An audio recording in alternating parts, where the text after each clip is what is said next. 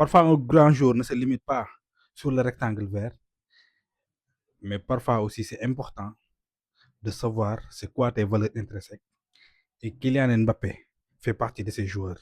Ce que je vous dis, ô combien il est fascinant de le voir jouer sur le rectangle vert, mais aussi ô combien il est important d'écouter ses interviews. Et j'ai une fois écouté un de ses interviews, il avait dit, je cite, j'ai pas besoin de dribbler le joueur pour marquer. Et il l'a développé avec tel coach, Mang Chigno.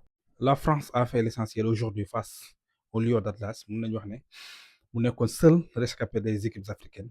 Maroc ñu compté woon ci moom peut-être pour xalaat ne dina jàll cap bi nga xam ne jàlloon na ko en 2022. Malheureusement dañoo daje woon ak en face la plus grande équipe de cette coupe du monde ou bien l'équipe la plus forte parce que jusque-là avec l'équipe de France bu ñu jëlee seen attaque bi yëpp c'est 16 buts à leurs actifs et 10 passes décisives.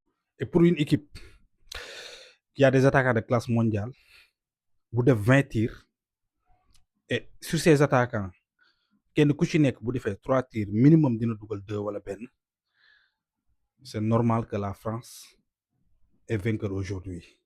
Mais si je reviens sur Kylian Mbappé bi nga xamee ne waxoon na ne j'ai pas besoin d'éliminer le défenseur pour marquer, nee na loolu daf ko développer avec Pochettino parce que d'habitude il fallait que mu dribbler pour dóor, mais avec Pochettino bi mu ñëwee Paris Saint-Germain la ko wax ne da nga war a indi variété ci sa jeu. Et si biir variété yi bokk na si nga bañ a dribbler jour bi pour dóor. Et tey ko ak avec Issa Diop moom la defaat.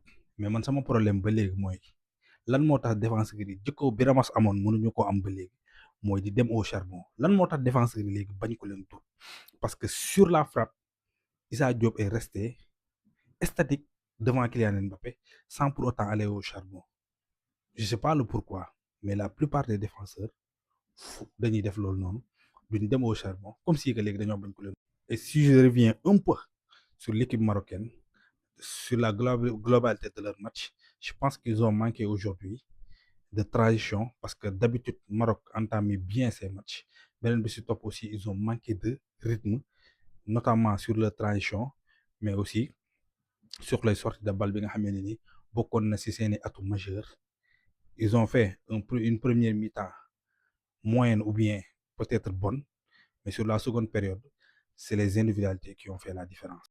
Et si je reviens un peu sur le joueur de Ayoub Boudaoui, je pense que Afrique li ñuy dal moo ñu continuer di dal dañoo gaaw a encenser joueur. Je pense que le gamin sur les matchs yi nga xamee ni def na ko ci mondial bi bu ñuy jël match de référence Brésil lañ mën a wax, mais à part ça ombre de lui-même quoi, ay match moyen rek la fi def. Donc c'est pas encore au produit fini, dese na ko marge de progression bu bëri. Li ñuy wax ci Boudaoui ak Maroc moo ñu dal tey ci Lamine Camara, dal ñu ci Pape Matar Sarr, dal ñu parce que ñun salaamaaleykum maaleykum salaam ñu ne moo mën ñëpp. Mais que dire aussi du match de cet homme? Pourquoi? Parce que c'était le choix se faisait entre lui et Chouameni. Chouameni, il est imbattable sur la récupération, mais aussi sur l'agressivité. Mais lui, il a un plus. C'est le côté footballistique. Il s'est récupéré. Il a presque 2 poumons, ou bien 4 voire 6 même poumons. Mais beneen bi si topp aussi, il est habile avec le ballon. Je pense que jël na li nga xamee ne nii moom mooy place am si biir équipe. Et l'homme qui fait sa coupe du monde, sa tambour ni trompette reste ki nga xam ne mooy Adrien Rabiot. Pourquoi? Parce que c'est le rouleau compresseur de l'équipe, le stabilisateur, moom mooy accélérer jeu bi, temporiser quand il le faut. Et je pense qu'il a le rôle que Griezmann avait lors des précédentes éditions, que ce soit en 2022, 2018 et tout. En tout cas, il est en train de faire une très bonne Coupe du Monde. Et les gens ne parlent pas beaucoup de lui. Mais pour moi, le noyau de l'équipe. Que ce soit muy France, que ce soit muy Argentine, ku leen bëgg a gagner, autant que ngay jouer ak ñoom, autant nañ si war a def intensité, mais occasion boo am aussi da nga ko war a dugal parce que ñoom à tout moment mën nañ tàggoog yow ndax am nañ joueur yi am nañ intensité bi am nañ aussi objectif bi pour aller jusqu'au bout.